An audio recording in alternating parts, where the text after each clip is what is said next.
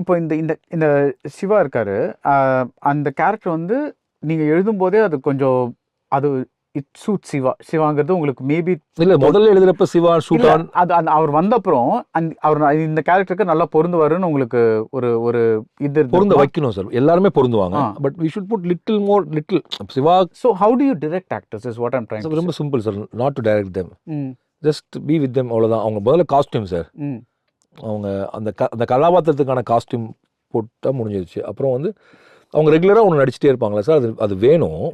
ஏன்னா அதுதான் பார்வையாளர் பழகிருக்காங்க. அதை முற்றிலும் நம்ம தவிர்த்துட்டு நான் அவங்கள புதிய மனிதர்களாக மாற்றுறேங்கிறதுக்கு போகவே வேண்டிய அவசியம் இல்லை. அப்படியே நம்மளுக்கு வேறு புதுசாக ஒருத்தர் நடிக்க வச்சிடலாம் நம்ம இல்லையா. ஸோ அந்த நடிகரோட ஏதோ ஒன்று பிடிச்சி தான் நீங்கள் அவங்கள கூப்பிட்ருக்கீங்க. ஸோ அந்த பிடிச்சதை விட்டுறக்கூடாது சார். ஸோ சிவா சாரை பொறுத்த வரைக்கும் அந்த ஒரு அன்அஸ்யூமிங் ஒரு டைமிங் இருக்கும். அந்த டைமிங் வந்து அவருக்கு அந்த ஸ்பேஸ் வருவதற்கான இடத்த நான் காட்சியில் வைக்கணும். ஆனால் அவருக்கு சில சினிமேட்டிக் எக்ஸ்பிரஷன்ஸ் இருக்குது. இது வரைக்கும் நடித்து அவர் ஒன்று பழகிருக்காருல, அந்த எக்ஸ்பிரஷன்ஸ் எனக்கு வேண்டாம். ஆனால் இது இப்படிலாம் அவர்கிட்ட சொல்ல வேண்டியதில்லை. நம்ம அப்படியே போகிற போக்கில் சார் இதில் இப்படி வேணாம், ஒரு இப்படி பண்ணுங்களேன் அப்படி. அப்புறம் ஒரு தேர் வெரி ஸ்மார்ட் சார். ஒரு 2வது டேக் 3வது tackle they will find it out. நம்ம எதுக்கு ரீடேக் கேட்குறவங்க தெரிஞ்சிடும். அப்புறம் ஒரு அந்த இதுக்குள்ள வந்துடுவாங்க.